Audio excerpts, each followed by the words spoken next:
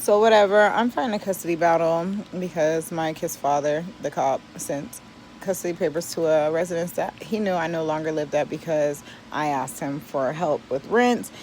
And he laughed at me and said, I'm going to take my daughter from you if you can't take care of her. And that was the first time in 13 years that I ever asked him for financial help ever. I never kept him from his kids, blah, blah, blah. So I'm like fighting a real battle. Never been without my daughters ever. He took my babies because the law is funny. You know, you don't show up to court, they grant whoever, whatever. Anyways, so I'm in California. I'm with some of my close little homies. And I just keep talking about my sister and my friend Takeoff from Anthems. Hey, shouts out.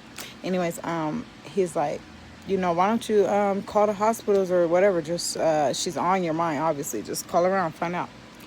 So I was like, you're right. It's like 11 at night.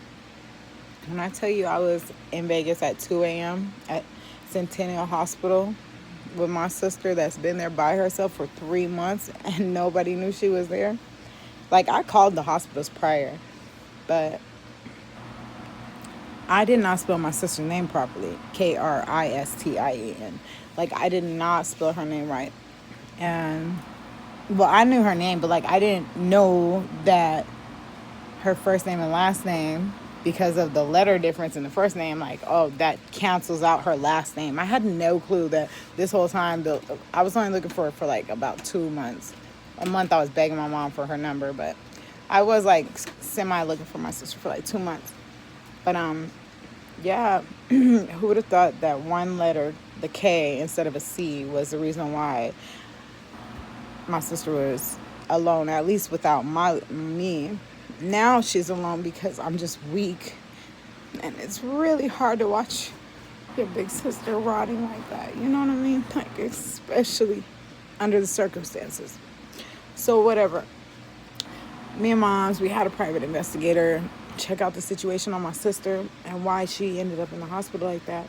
They said for 2 weeks she was calling the hospital requesting, like, saying she's on suicidal, saying she doesn't feel good, just all types of things she was saying, like, every other day. And her caretaker, her boyfriend, would grab the phone, let them know, inform them that she's disabled and that nothing's wrong, etc. So there was no checkup, no follow-up on my sister.